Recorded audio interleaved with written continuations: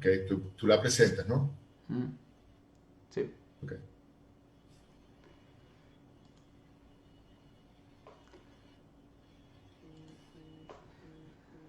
Bueno, muy buenas noches para todos. Es un placer estar acá otra vez en esta noche de miércoles con ustedes.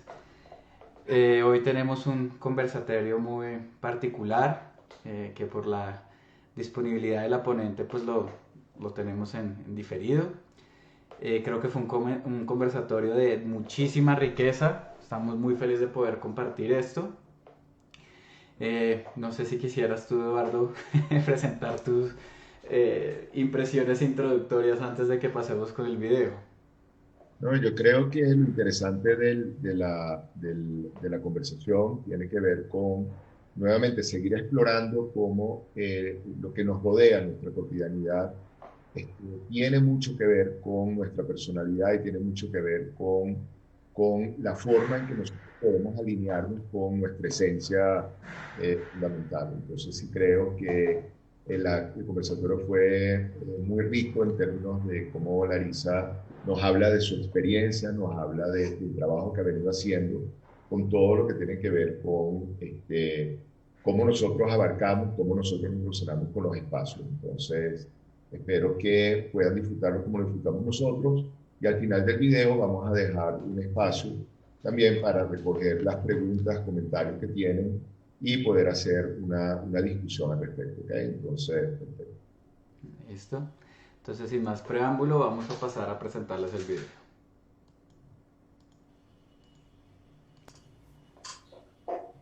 Muy buenas noches a todos, a nuestra querida audiencia de Arquetipus. Hoy tenemos un conversatorio muy interesante, muy especial, que creo que alude muy bien a lo que es la relación entre la interioridad y la exterioridad. Para eso, pues tenemos a dos personajes que nos acompañan. El primero es Eduardo Carvalho, que es nuestro director. Muy buenas noches, Eduardo. Felipe, gracias. Y bueno, y como invitada extremadamente especial está Larisa del Río. Ella es una mujer extraordinaria. Ella es psicóloga clínica egresada de la Universidad de los Andes. Es también docente, consultora y, bueno, ella se caracteriza por ser una pionera en todo lo que se trata de la psicología de espacios. Entonces, muy buenas noches, Larisa. Muy felices de tenerte acá con nosotros. Hola Felipe, hola Eduardo, muchas gracias por esta invitación. Gracias a ti por aceptar, Luis. Gracias. Bueno, entonces acá creo que tenemos un tema bien interesante y es cómo incide, cómo se relaciona este tema de la exterioridad, cómo incide el interno, porque pues ya tenemos muy claro que el interno condiciona nuestra mirada del mundo exterior, pero a veces a veces no nos cuestionamos cómo todo el externo nos transforma interiormente. Sin embargo, yo tengo antes una pregunta en relación a tu trayectoria, a tu carrera, Larisa, y es, me gustaría que nos explicaras cómo fue esta transición de la clínica a la psicología de espacios, y si has notado que estas dos disciplinas se complementan, se contradicen, cómo fue esta evolución? Sí, bueno.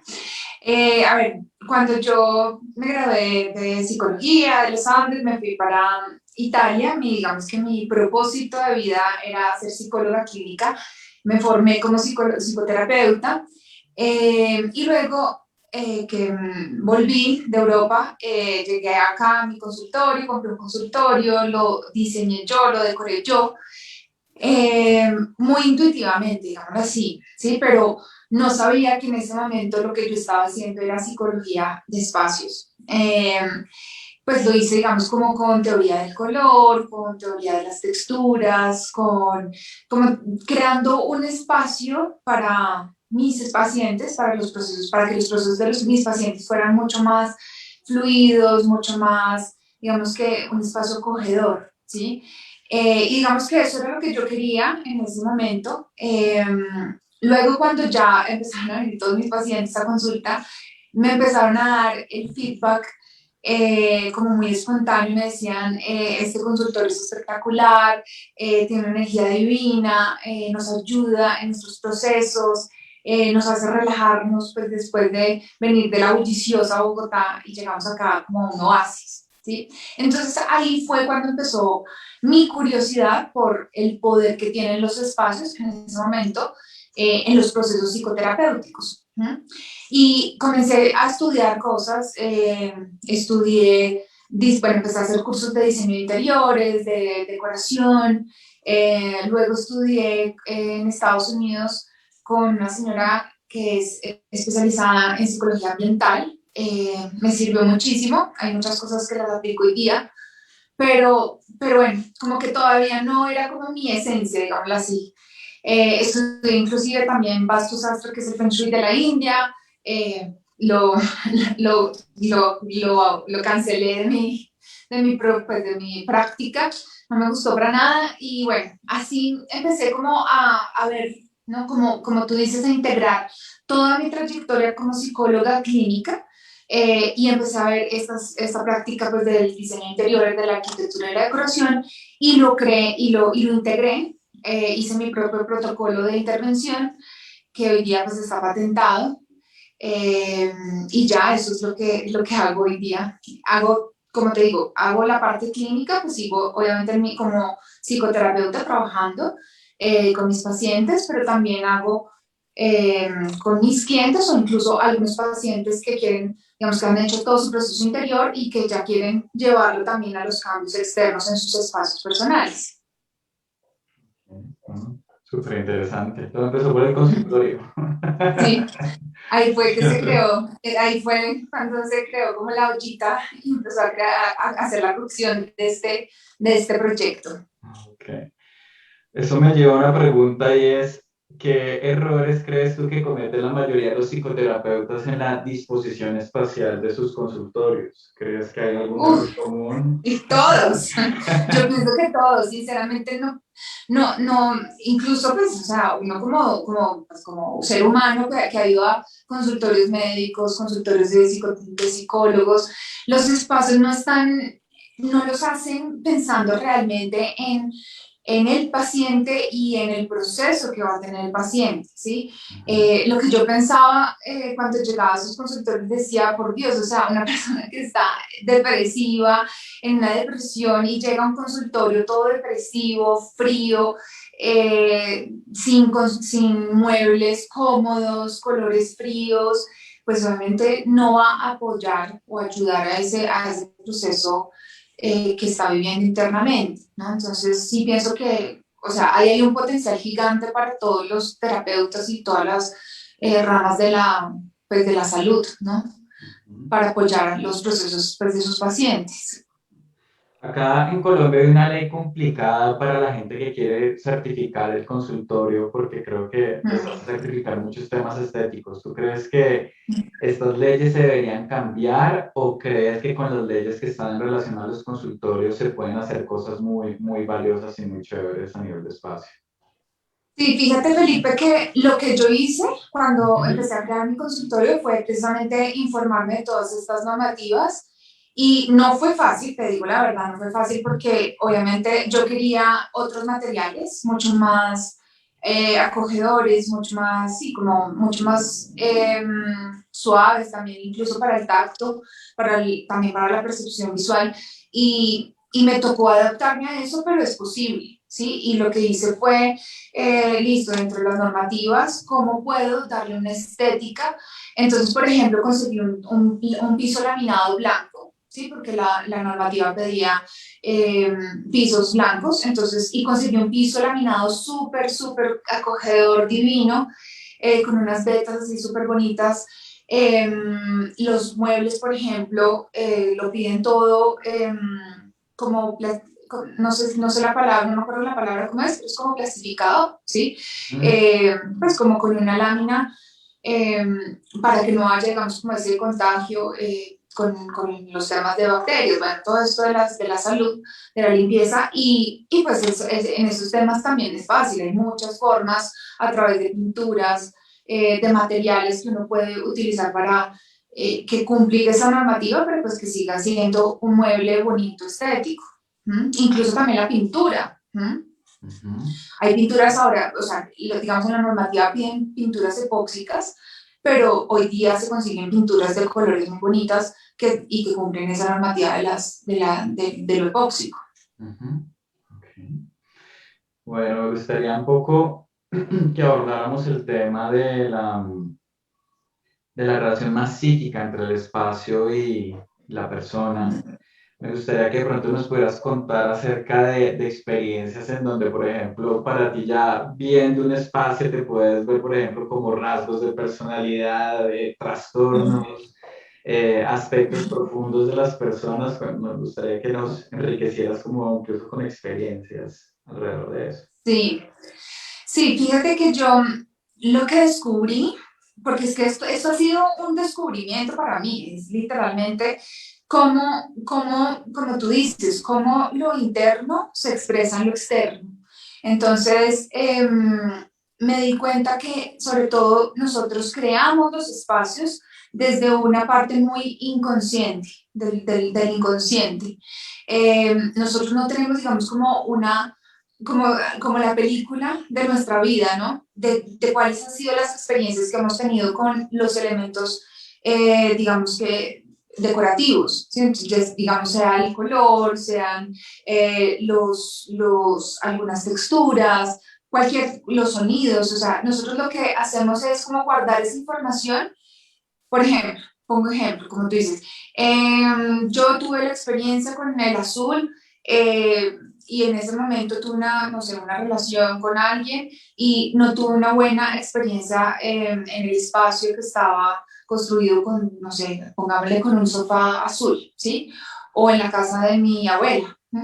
Y esa información se queda guardada en el inconsciente y cuando la persona va a comprar algo, un mueble, por ejemplo, volvemos otra vez a un sofá, la persona no recuerda eso que vivió anteriormente y entonces si tuvo una experiencia positiva, lo repite, pero si tuvo una experiencia negativa, lo rechaza. Entonces así es como creamos los espacios, ¿sí?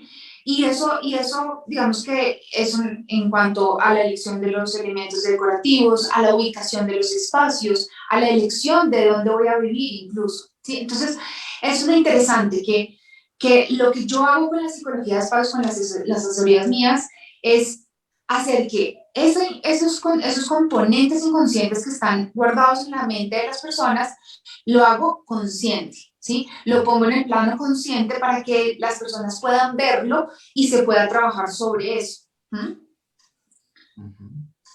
Eso es. Buenísimo. Si quieres, y ya digamos que a nivel, digamos, pues como tú me lo preguntabas, a nivel de psicopatologías, ¿no? O de problemáticas ya un poco más profundas, psicológicas, eh, sí, se ve todo. O sea, en el espacio se ve el reflejo de nosotros, del ser humano, ¿sí? Se ve, es como yo digo que los espacios físicos son la extensión de nuestro ser, ¿sí? Y ahí se representa todo.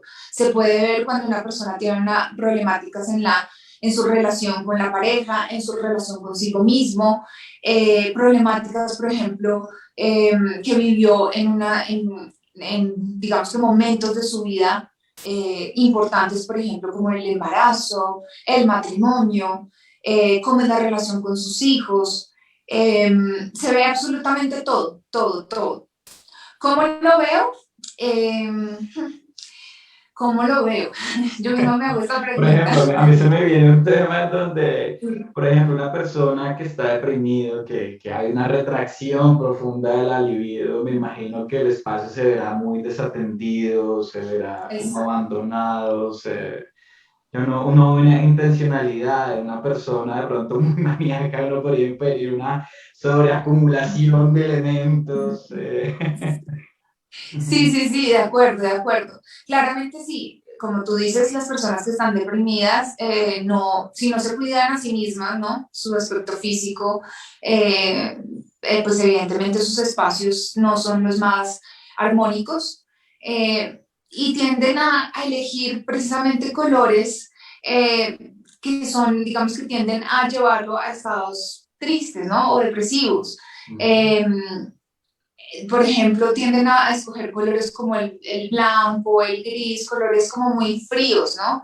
Eh, sí, como de pronto también como hacia la gama de los azules. Pero fíjate que también, si lo llevamos al otro contexto como de la ansiedad, de los trastornos de los trastornos de ansiedad, por ejemplo, niños también, entro a cuartos de los niños que son con unos colores súper eh, como saturados, con colores súper vívidos, y pues le pregunto a los papás, bueno, ¿y el niño cómo se comporta? Y evidentemente tiene unos trastornos tremendos de déficit de atención, con hiperactividad, y pues evidentemente lo que hacemos, lo que hago en esas asesorías es revisar esa personalidad, digamos, esa base, para poder también a través de los elementos decorativos ayudarlo a que, digamos, en ese sentido, la ansiedad baje, escogiendo unos colores, ahí sí, escogiendo colores mucho más fríos, no colores cálidos o saturados. Súper interesante. Mira que todo esto lo veo muy consistente con... Hay un capítulo de un libro de Jung que es maravilloso, de Civilización en Transición. Hay un capítulo que se llama Alma y Tierra. Y en ese capítulo él habla muchísimo de cómo nosotros mapeamos nuestro territorio a razón de nuestro inconsciente y lo que está pasando dentro de nosotros. Entonces me parece súper bonito y muy poderoso esto que dices en relación a que el espacio, el territorio es una extensión de nosotros mismos. A mí me gustaría, Eduardo, que de pronto tú también, que nos contaras un poco si has visto como ese correlato entre el espacio y la interioridad, si lo has visto en lo clínico, bueno, que nos hablaras un poco más de eso también. Bueno, déjame hacer una primera aporte, un pequeño aporte y después también me interesaría como oír como la opinión de Larisa, ¿no? Porque de Larisa comenta varias cosas que yo comparto y que creo que son importantes, que son, uno, es atender la intuición de cada quien, ¿no? Algo que Larisa comenta que me parece espectacular, que es como todo este conocimiento viene de su propia experiencia, ¿no? Como porque una cosa es tener teoría y otra cosa es cómo uno empieza como experimentar con uno mismo y con el afuera y empieza uno a encontrar elementos que dicen, oye, con esto resueno más, con esto no, con esto me siento cómodo, con esto no. Y entonces ese trabajo de la experiencia me parecería, bueno, pero de pronto la Lisa directamente en relación a eso, ¿no? Yo comparto completamente lo que dice la Elisa, de cómo el espacio influye profundamente en el feeling y en la emocionalidad de cada persona. O sea, hay espacios que son, hay espacios que son muy abiertos y no contienen momentos de intimidad, por ejemplo. Y por el contrario, hay espacios que son muy cerrados y no permiten como una expansión creativa. Hay espacios que resuenan, que por ahí va la pregunta, porque yo creo mucho en el sentir la energía del espacio. Es como, y de hecho, uno cuando entra en lugares, si uno tiene esa sensibilidad activada y esa conciencia de que puede suceder, uno puede sentir la energía, ¿no? De hecho, muchos de los templos, de espacios sagrados, se montaron y fueron diseñados un poco esperando o desde sentir esa energía. Cuando uno entra a una catedral gótica y uno siente una música, es como una cosa que uno definitivamente siente una energía que es muy diferente a oír una misa en la sala de la casa de uno. Entonces, y creo que eso influye mucho cuando uno va al taller de un artista, tiene como una personalidad particular cuando uno va, como dice Clarisa, al sitio psicoterapéutico de alguien, habla mucho del entorno y lo que vamos a encontrar allí. Entonces, comparto plenamente eso y creo que eso es un elemento importantísimo. Entonces, si me lo permiten, yo sí quería como preguntarle a Larisa, porque me parece que es, tú comentas varias cosas que yo creo que son, hiciste utilizaste varios términos que para mí son importantes, ¿no? Que son el de la intuición, el de la fluidez y el de la energía. Entonces, oyéndote, lo que percibo es cómo tú puedes como entender el espacio como un resonador energético, ¿no? Es como bueno, utilizar el color y la textura para lograr, como si se quiere, por llamar de alguna manera, como un campo energético que produce una, un efecto y facilita, de alguna manera facilita como un fluir algo. Lo que yo sí quisiera es que te quisiera oír acerca de cómo percibes tú eso, cómo lo vives, cómo lo captas, más allá de toda la información y la formación teórica que has hecho durante todo este tiempo. Sí, bueno, yo les voy a compartir cómo comienzo las asesorías de psicología de espacios. Bueno, primero el cliente o el paciente me llama y me dice quiero cambiar este espacio. Tengo tres nichos, el residencial, el corporativo y el comercial. Entonces, si es un espacio residencial, eh, pues me muestra el espacio, me cuenta cuál es su proyecto, me muestra las fotos, los videos de referentes que les gusten y ya luego voy a la casa de la persona o también lo hago a nivel pues, virtual, ¿vale? El diagnóstico como tal, yo hago un diagnóstico que es el diagnóstico de cómo está interactuando la persona con el espacio, ¿sí?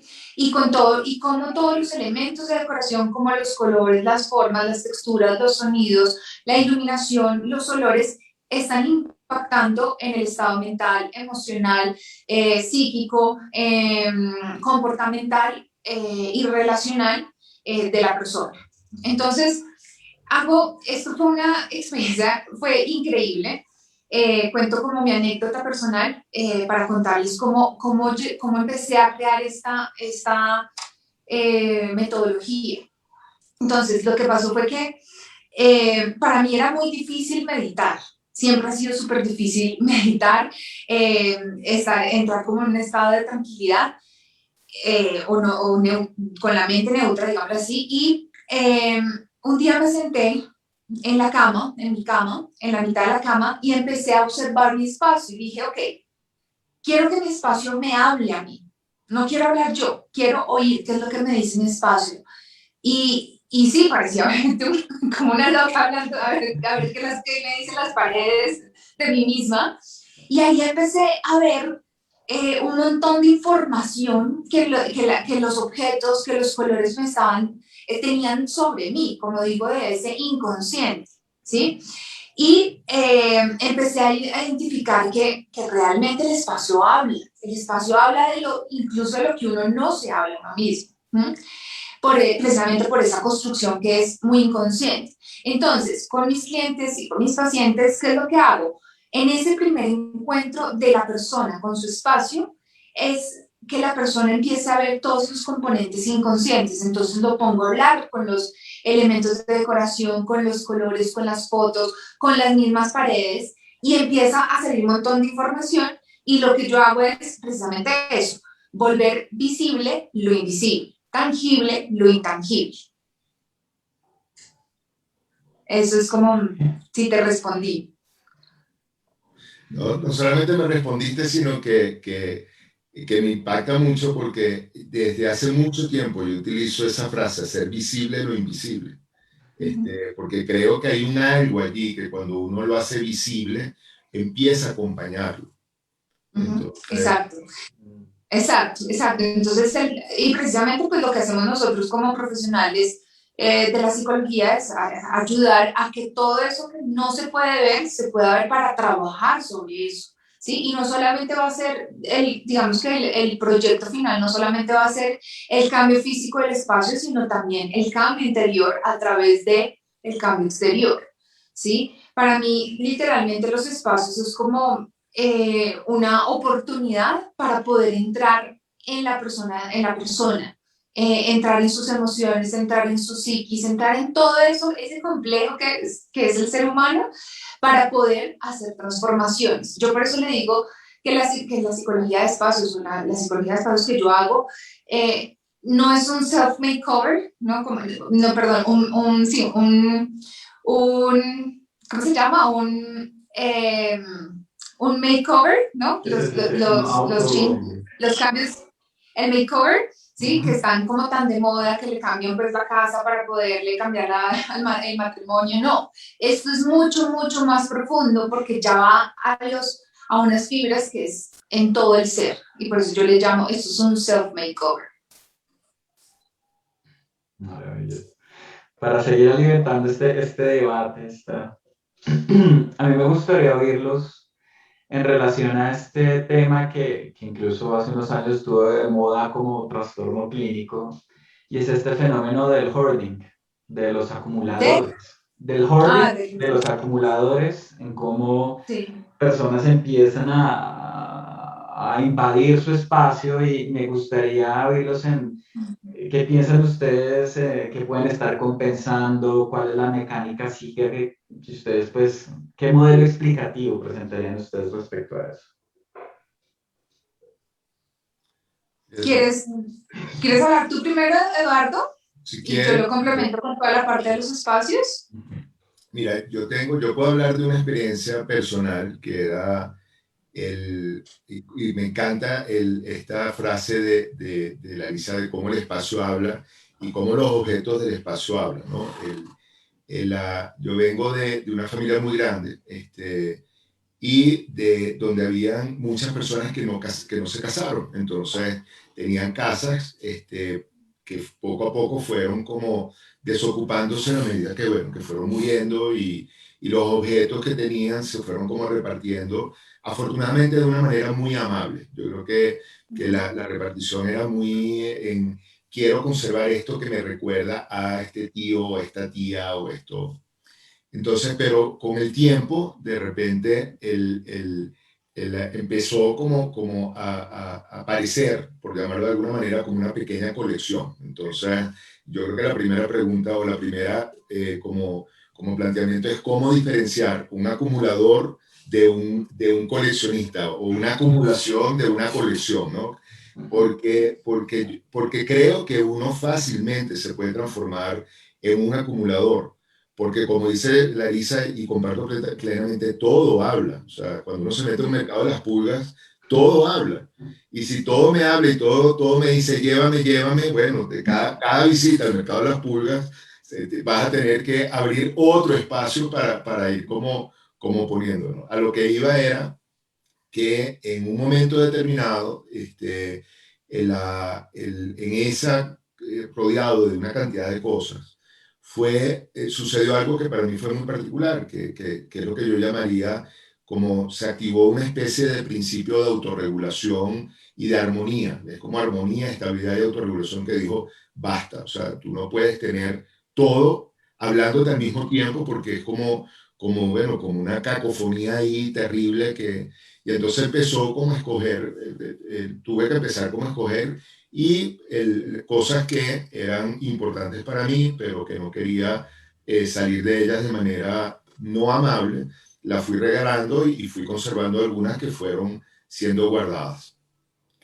Todo este cuento iba porque yo tuve una experiencia hace unos cuantos años que me impactó mucho, mucho, mucho, que fue, yo tenía que dar un seminario y intuitivamente yo dije, para este seminario, en lugar de buscar imágenes en internet o imágenes en banco de imágenes, voy a utilizar las imágenes de los objetos que yo he guardado, de los objetos que yo tengo que para mí me hablan, me dicen. Entonces, por primera vez, fue como ver todos los objetos de alguna manera en un mismo espacio. Y para mi gran sorpresa, fue impresionante, fue como ese día yo entendí por qué yo coleccionaba los objetos y por qué los guardaba. Porque cada uno de ellos en conjunto me hablaban de una historia. Entonces fue espectacular como decir, ahora entiendo este tema como casi que impulsivo de mantener estos objetos. Aparte, no sé si a Larisa le ha pasado, a mí me ha pasado muchas veces como de repente un cierto objeto hace como un efecto como de repetición. Entonces, en una época, por decir algo, era la casa se llenó de candelabros, entonces era cantidad de candelabros, hasta que un momento, mira, no son cantidad de candelabros, es como uno o dos candelabros. y así por el estilo, ¿no? Fue como, y entonces, pero para mí fue muy impactante como en un momento determinado, cuando vi la totalidad de ese discurso, ya como que fue suficiente y a partir de ese momento se acabó como esa ansiedad o como ese impulso como a repetir. Mm. Claro, pero porque ahí ya hiciste conciencia del proceso. ¿Mm? Y eso yo pienso que es precisamente lo que le pasa a los acumuladores. Los acumuladores empiezan a comprar por alguna razón, ¿no? Por algún... yo lo que he visto es que es como una compra no solamente física, sino es una compra emocional. Entonces estoy comprando, por ejemplo, el cariño de mi familia, estoy comprando la compañía de mi mujer. Entonces hay una falencia ahí que la llenan con la compra física, ¿sí? Eso es lo que he visto mucho en casos de acumulación, ya digamos en otras situaciones, que es un poco lo que tú planteabas, no de comprar, sino de recoger, ¿no? De los que recogen las cosas, los objetos físicos de otras personas, o que les, sí, como yo le digo que son los recicladores. Entonces, eh, he tenido casos, por ejemplo, una señora que es una periodista eh, y recogía todos los libros de toda la familia, de todo, pero por todos lados, y la casa era una librería completa. Eh, y, e incluso de personas que ya habían fallecido, ¿sí? Y que le traían recuerdos tristes ver esos libros. Entonces ahí es cuando yo hago como todo ese análisis con ella y le digo, bueno, ¿y para qué sigues atada a estos libros si te traen recuerdos tristes de tu papá? ¿Mm? Entonces, claro, el proceso viene, el proceso después de desapego. Yo tengo una metodología para hacer desapego o decluttering o depuración de objetos para también desapegarla a la persona pues, de esos objetos, ¿no? Entonces, por ejemplo, en este caso lo que hicimos fue algo súper sencillo para que no botara las cosas, sino le empezó a tomar fotos a los libros a las páginas que le interesaban para que lo pudiera guardar en su memoria del celular y ya después esos libros podemos donar y regalar. ¿No? Bueno, te anticipaste la pregunta que quería hacerte, y es que, bueno, como psicoterapeutas los tres tenemos claro lo complejo que puede ser generar cambio en una persona, ¿no? Y creo que fue Freud el que dijo que el psicótico está enamorado de su delirio y el neurótico de su síntoma. Sabemos lo difícil que es desprendernos de mecánicas psíquicas, como los complejos buscan una verificación, lo difícil que es dejar ir y incluso enamorarse de uno, apegarse a esas mecánicas tan nocivas. Y eso es lo que te quería preguntar, que qué tan difícil es para la gente ya ponerlos de cara y hablemos no solo en lo patológico, sino en lo no patológico, que tanta resistencia encuentras a que las personas modifiquen los espacios. Sí, sí. Digamos, por ejemplo, en las resistencias mayores que veo es, por ejemplo, en esto, en los acumuladores o los recicladores, les cuesta mucho trabajo y esto es, la sesión se convierte en una psicoterapia en el espacio, ¿sí? Es lo mismo. Mientras la persona llora, empieza a hacer pues ese proceso hacia las personas que ya no están, porque no solamente es el objeto como tal, sino es lo que representa el objeto, ¿no? Eh, y otra de los resistencias que yo veo también muy común es el cambio de los hábitos. Entonces, por ejemplo, hay personas que sí tienen, y como tú lo dices, no en el lado patológico, pero de pronto no tienen buenos hábitos alimenticios, ¿sí? Entonces son las personas que consumen comidas o bebidas en los dormitorios y empezar a hacer esos cambios para que puedan ir a comer en el comedor, que hagan una mesa bonita, todo el ritual de la mesa, ¿no? De la comida. Esos son complicados. Yo lo veo, no es tan fácil.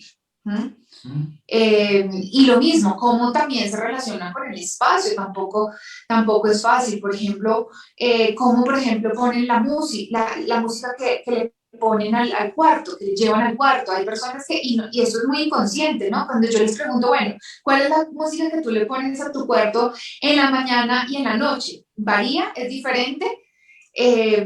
Y claro, hay personas que le llevan música al cuarto que, como decía Eduardo, no hacen que la energía sea la más alta, la más armónica. Le están llevando, qué sé yo, un reggaetón, le están llevando, bueno, música electrónica o música, digamos, que vibra no tan alto y hacerles, como dice, esos cambios para que ellos lleven música diferente, ¿no? Que realmente armonice el espacio, pues tampoco es tan fácil. ¿Mm? Me imagino que hay un tema muy persuasivo detrás de Sí. llevarlos a cambiar estos hábitos.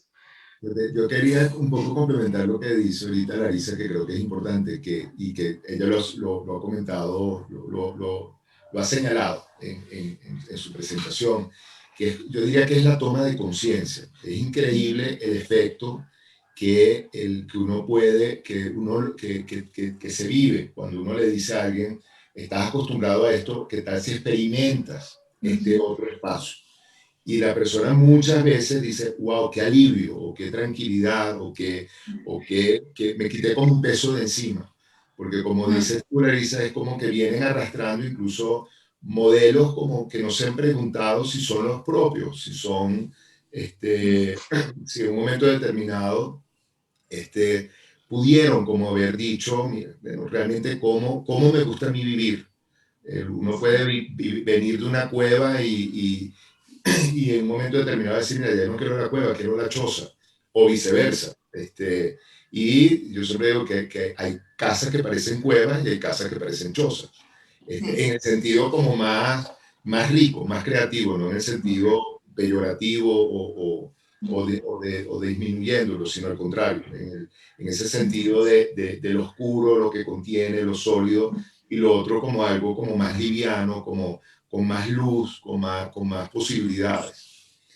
Sí, y es que ahí fíjate, Eduardo, que volvemos al tema de la experiencia que ha tenido la persona con determinados estímulos externos, ¿sí? Que en este caso puede ser los espacios abiertos, como tú lo has dicho, o los espacios cerrados, ¿sí? O los colores incluso que ayudan también a que la percepción visual del espacio cambie. Entonces, si la persona, qué sé yo, tuvo una experiencia en algún momento de su vida que fue a un hospital y era con espacios blancos, espaciosos, ¿no? Probablemente lo que vaya a hacer es rechazar ese tipo de cosas, ¿sí? Ese tipo de elementos y se vaya por otras cosas. O inconscientemente vaya a repetir eso y en la asesoría de psicología de espacios, precisamente eso es el trabajo, ¿sí? Ok, si tú tuviste esta experiencia traumática o no fue nada alegre, entonces estás haciendo exactamente lo mismo y vamos a cambiar este patrón para que tengas una experiencia positiva en el espacio que vas a habitar. Sí.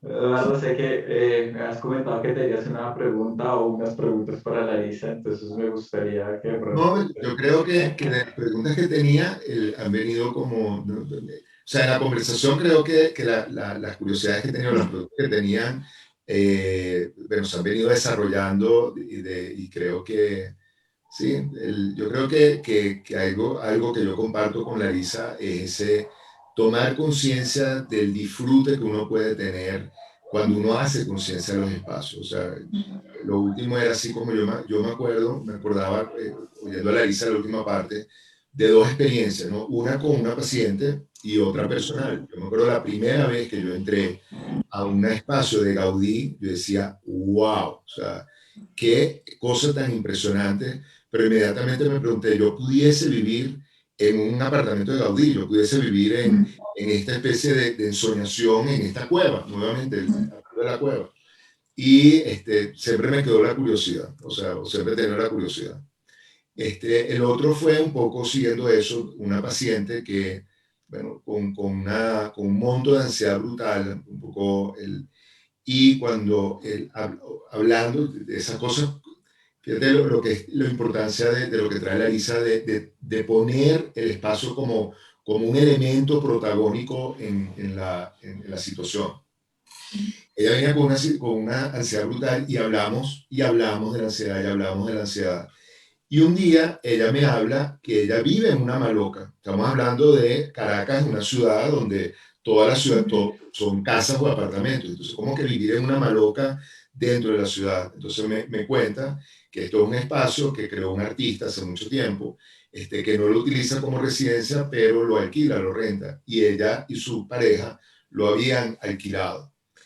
Y cuando empezamos a entrar en el mundo de lo que significa vivir en un espacio urbano, en una maloca, ahí empezó todo como a tomar sentido, ¿no? Y casi que por recomendación, yo decía, es que tú necesitas, aparte ella era una persona muy urbana, muy urbana. Yo digo, es que tú sí que necesitas línea, ángulo recto, o sea, tú no puedes vivir en un un círculo. ya, tú sí que te estás pidiendo ángulo recto, entonces o empiezan a dividir la maloca por dentro buscando espacios cuadrados esto, o te vas a tener que mudar. Eso para ella fue como un descubrimiento y fue como, y realmente fue llegó un momento que dijo, me mudo, con o sin mi pareja, o sea, si me sigue o no me sigue, es un problema de él, yo me mudo. Sí, sí, increíble, increíble. Y fíjate ahí, Eduardo, que yo creo que para nosotros psicólogos clínicos es muy importante si podemos conocer el espacio personal de nuestros pacientes. Porque incluso cuando nosotros tenemos un ambiente, pues obviamente, digamos que estructurado, ¿no? Y bajo control, ¿no? Entre comillas, que es nuestro espacio, ¿sí? Al cual va el paciente.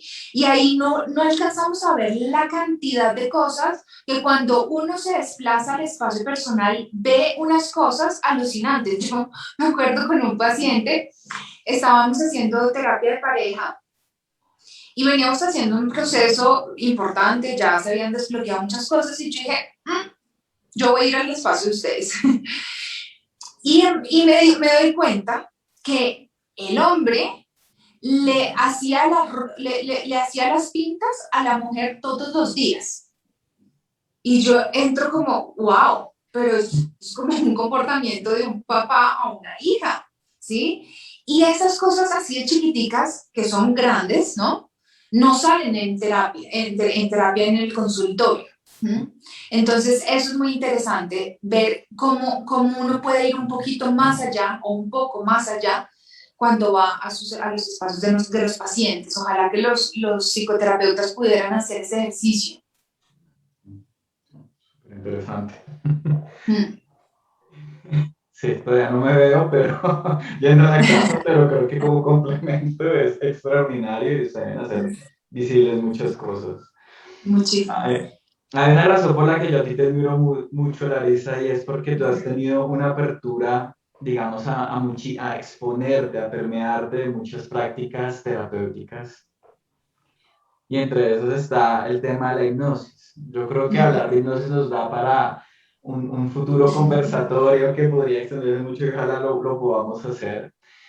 Pero me gustaría oírte así como abrebocas un poco en relación a la hipnosis, que nos ayudaras un poco como a desmitificar, porque por ejemplo nosotros como junguianos, a veces la gente piensa que el psicoanálisis se confina o la psicología profunda se confina a lo que dijo el abuelo Freud, pero lo cierto es que hay muchísimas cosas que emanan de la psicología profunda y creo que en relación a la hipnosis mucho se debe haber actualizado. Entonces, me gustaría que de pronto nos dieras un abrebocas que de pronto se puede traducir en un futuro conversatorio contigo. Sí, incluso yo creo que yo fui mucho más allá en esa hipnosis. Bueno, yo estudié la ericksoniana, pero no me veía haciéndolo como práctica, yo misma, digámoslo, por temas personales, soy mucho más rápida y por eso precisamente vibro más y me conecto más con la terapia breve estratégica. Pero entonces dentro de la terapia estratégica, de breve estratégica, yo hago hipnosis sin trance, perdón. Eh, que va un poco más allá, que no es el trance típico, eh, no ese estado de medio somnolencia, sino durante la sesión cómo lograr hipnotizar a la persona sin que entre en un estado de trance. Entonces todo esto lo logramos es a través de técnicas de comunicación, ¿sí? Con la voz, con las pausas, con las entonaciones, con el movimiento de las manos, todo el tema, digamos, como de todo lo que es sí, en círculo, ¿sí? Entonces podemos hacer que el paciente empiece a entrar en un estado mucho más tranquilo para que cualquier prescripción, cualquier sugestión que yo le quiera dar a la persona, pues entre mucho más fácil, ¿sí? Que cuando está en un estado de total alerta, sí, pues, que no entra tan rápido el mensaje. ¿Mm? Muy interesante, chévere ver cómo se pueden traslapar muchas técnicas terapéuticas. Entonces, bueno, como nos toca honrar los tiempos, mil gracias por las intervenciones de los dos. Creo que han sido maravillosas. Creo que ha sido un conversatorio extraordinario que ha podido precisamente hablar de esa relación entre la interioridad y la exterioridad.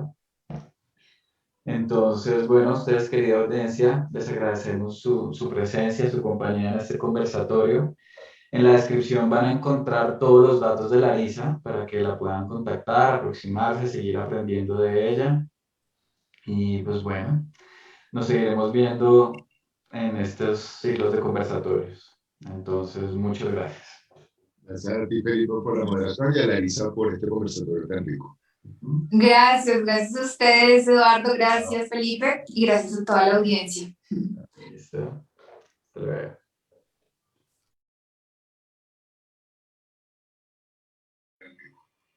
Gracias a ustedes, Eduardo, gracias, Felipe, y gracias a toda la audiencia.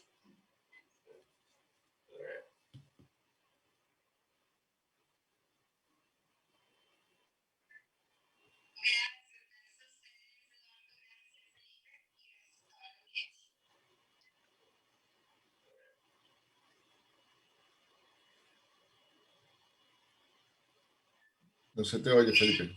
No se te oye. ¿Ya me oyes? Listo. Sí, ya estamos de nuevo acá, Eduardo y yo. Vamos a atender sus preguntas, sus impresiones. Ahora sí. Perfecto, entonces como primera pregunta de la noche. Estamos de nuevo acá, Eduardo y yo. Pues, espérate, Eduardo, creo que hay un eco. De pronto es el celular. Creo que ya todo debería estar marchando correctamente con el audio.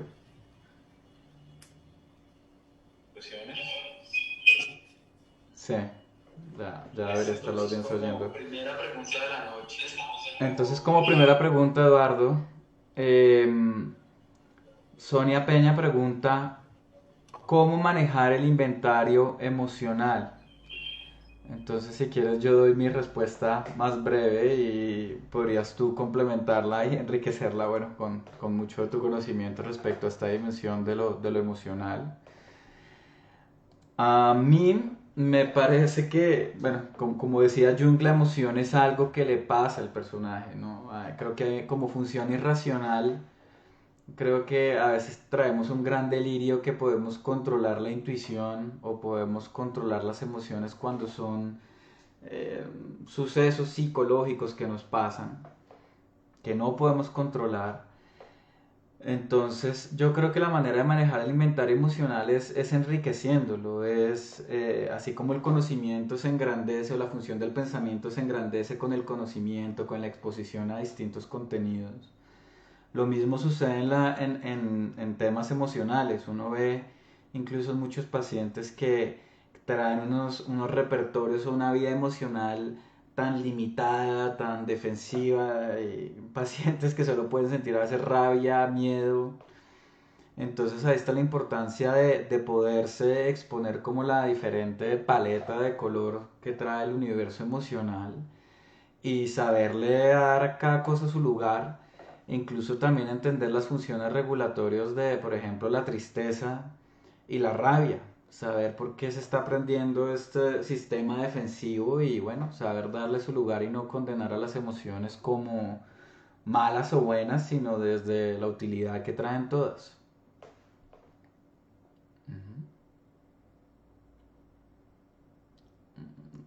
Eduardo, ¿estás en mute? ¿Ya?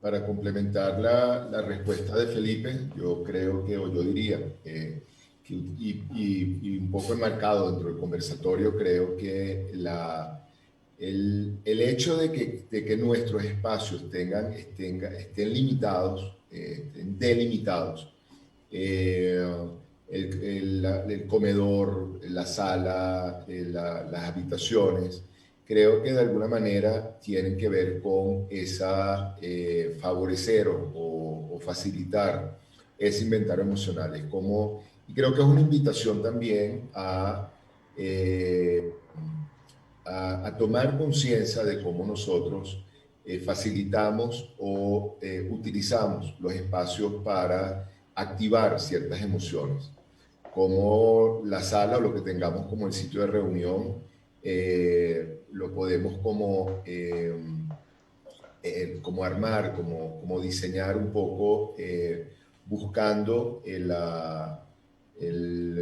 el que se dé esa reunión, ese compartir, esa calidez, ese espacio allí. Creo que tomar conciencia de eso creo que es muy importante. Yo creo que no en balde, para los antiguos existía el espacio donde estaba entronada Estia, que era como el centro al cual giraba toda el tema de la calidez de la casa, el tema del disfrutar, del compartir, del estar. Y creo que de alguna manera nosotros intuitivamente hacemos un poco esa danza entre los diferentes espacios y las emociones que queremos facilitar en cada uno de ellos. Bueno, Angélica Ojeda y Ángela Plaza traen más o menos la misma pregunta formulada de distinta manera y hace relación a este tema de ahora que se está sustituyendo el espacio físico por la virtualidad en la terapia, bueno, qué implicaciones tiene esto y bueno, qué recomendación incluso se pueden hacer en relación a este cambio de dinámica terapéutica. Yo creo que independientemente que los espacios que estamos compartiendo son espacios virtuales, lo que nosotros presentamos como terapeutas en ese espacio hablan de nosotros y de alguna manera pueden fomentar también emociones y pueden fomentar dinámicas. Ahorita viéndonos, yo veo que nuestro fondo es muy parecido en el sentido de que, bueno, de alguna manera los elementos que se presentan son libros, son ciertos objetos, y yo creo que de esa manera hay como un buscar, como promover una determinada naturaleza, una determinada atmósfera donde la psique se siente en una actitud particular. No es lo mismo uno abrir el espacio virtual desde el desorden o desde un sitio impersonal o desde un sitio con ciertos elementos, abrirlo en un ambiente donde uno, entre otras cosas, se siente cómodo. Y creo que eso, esa como reflejo o marco virtual, tiene una repercusión, tiene una resonancia también en la psique de las personas que estamos acompañando. De hecho, lo puedo comentar también como terapeuta, muchas veces me ha tocado pedirle a las personas que localicen un espacio. Cuando encontramos a alguien que entonces empieza la sesión o tiene una vez la sesión en la cocina, otra vez tiene la sesión dentro del carro, otra vez tiene la sesión en un espacio que puede ser muchas veces el baño, de alguna manera ese cambio particular de espacio puede hacer mucho ruido. El hecho de que no hay un espacio fijo, de que la persona esté caminando a lo largo de la sesión o como yo creo que todos esos elementos van marcando, determinando la posibilidad de acompañar de una manera, por decirlo, con una contención necesaria o por otro lado, o podemos ver o podemos ser testigos de cómo la contención necesaria no se da. Bueno, yo estoy recordando muchísimo este conversatorio de virtualidad y terapia y psicoterapia. Eh, Creo que, digamos, para efectos prácticos, lo primero que sucede es que el lenguaje no verbal se vuelve muchísimo más limitado. Uno tiene que apelar mucho a la expresión facial. Pero, por ejemplo, la disposición de los brazos, bueno, de las piernas, estos movimientos, esa atmósfera del lenguaje no verbal no se capta tan fácilmente. Sin embargo, hay un proceso bien interesante y es que sí es posible generar un campo terapéutico en la distancia e incluso activar muchos procesos intuitivos. De muchas maneras el self es el que dirige la terapia y creo que el self no está tan limitado por los sentidos como lo está el ego. Entonces, creo que es aprender un poco a confiar a nuevos ritmos, a reaprender temas de la terapia, a establecer nuevos protocolos, nuevos encuadres, como decía Eduardo, la capacidad de entregar un espacio para poder generar esa como sacralidad o aspecto como luminoso de la terapia, que sea un encuentro que tiene cierta ritualidad, pero pues en la práctica uno ve que los procesos se adelantan y que se pueden llevar procesos terapéuticos muy exitosos en la virtualidad. Yo antes era tremendamente escéptico, pero se prueba que el poder de la psicoterapia se extiende más allá de lo presencial. Sí. No sé, la audiencia, si tienen más preguntas, pueden escribirlas para que las atendamos.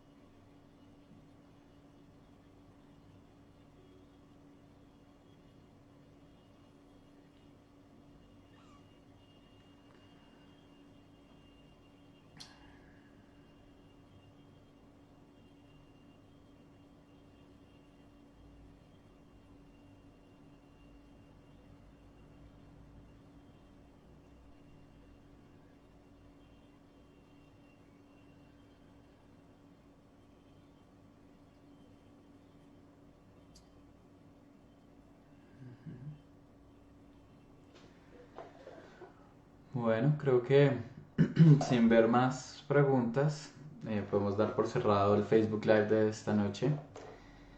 Muchas gracias, Eduardo. Creo que los dos compartimos la impresión de que fue un conversatorio muy agradable, muy fluido. Seguramente a futuro seguiremos contando con la experticia de Larisa en futuros lives. Nosotros volvemos es después de Semana Santa, ¿cierto? Sí. Entonces, estén conectados. El próximo miércoles no habrá Facebook Live, pero una vez finalice la Semana Santa estaremos de nuevo con ustedes. Mil gracias por su compañía, por su presencia, por sus preguntas. Nos vemos entonces en 15 días. Quiero también despedirme dándole las gracias a Felipe por esta conducción de este conversatorio que fue tan interesante y bueno, por su apoyo que ya hemos hablado muchas veces que es que hace que esto se pueda dar y que ustedes puedan estar acá. Y a todos ustedes, gracias por su presencia, por su participación y estamos en contacto. Muy bien, hasta luego. Hasta luego.